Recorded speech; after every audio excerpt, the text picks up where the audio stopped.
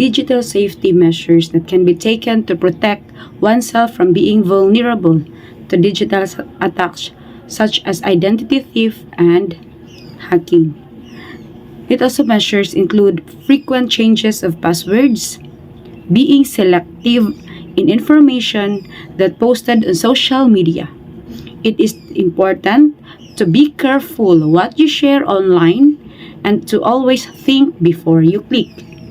Having a sound digital security plan ensures personal information such as credit card numbers, social security numbers, and account passwords remain safe from hacking. Hacking is to use computer to gain unauthorized access to data in a system. Identity theft is a fraudulent accusation and the use of persons' private identifying information, usually for financial gain, extortion, and other crime. Digital safety and security is also being smart, cautious, and responsible while using that technology, especially in using it.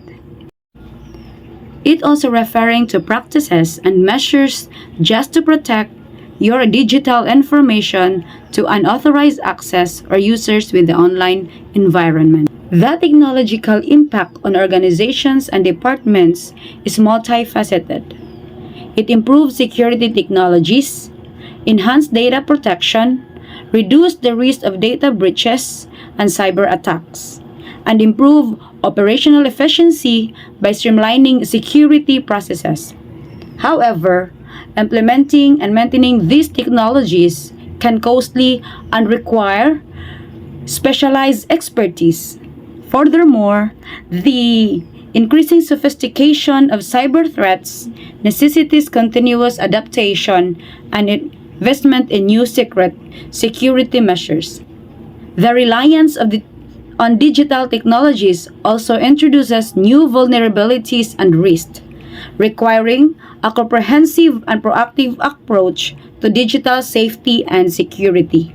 Finally, the ethical implications of data collection and use must be considered, requiring organizations to balance security needs with privacy rights. In order for us to be digitally safe and secure, stop oversharing or think before you post. First, remember the golden rule. Second, don't brag. Third, avoid too much information. Third, think about the reader. Fifth, keep relationship details to yourself. Sixth, don't be cryptic. Seventh, quit complaining. Eighth, change your settings. And lastly, post smart. In order for us to be protected, and we all know that cyber attacks is there, or it is an attempt by hackers to damage or destroy a computer networks, we must install antivirus and malware software on our computer, change account or password regularly, and be mindful of information shared and stored on your public computers. Ensure any content downloaded on your computer is from a reputable and trusted source to prevent viruses. Who is vulnerable in attacking? Anyone with a digital presence in the internet is vulnerable to cyber attack. So, hacking remains a consistent security issue for vulnerability. How can we be digitally safe? Here are the strategies to help us to be digitally safe. First, malware awareness.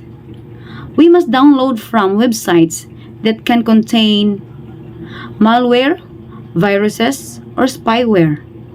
Download file recovery software and only download from trusted sites. Second, updated firewall. Install updates firewall on your devices. This will protect your information, files, and devices. Avoid pop-up ads. Never click on pop-up ads. It contains viruses. And your online searches or shopping logs are also contains viruses.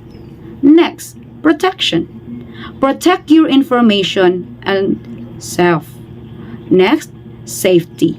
Never give out personal information. Intrusion triangle illustrates the three necessary elements for successful security breach: opportunity, capability, and intent. Opportunity refers to the vulnerabilities or weaknesses in system that allow an attacker to gain access. Capability refers to the attacker's skills, tools, and resources. Intent refers to the attacker's motivation or goal. Information security and protection from unauthorized access, use, disclosure, disruption, modification, and destruction rely on mitigating these three elements. Strengthening security measures reduces opportunity, limiting attacker capabilities, and deterring intent. Penalties all contribute to a more secure system. Digital safety and security terminology is intrinsically linked to Information Management System or IMS. Effective IMS relies heavily on robust security measures. Here are 10 security terms and their relationship to IMS. First, firewall. It is a network security device that monitors and controls incoming and outgoing network traffic. Authentication, verifying the identity of the user or device. Encryption, encoding data to ensure confidentiality and prevent unauthorized access. Fourth, intrusion detection system, a security software that detects and alerts about potential threats or security breaches. Malware, malicious software designed to harm, disrupt, or gain unauthorized access to a computer system. Phishing, a fraudulent attempt to obtain sensitive information by pretending to be a trustworthy entity. Two-factor authentication, a security measures that require two forms of identification for login, providing an extra layer of protection. 8. Vulnerability, weakness or flaws in a system that can be exploited by attackers. 9. Patch, a software update that fixes software vulnerabilities or improves functionality.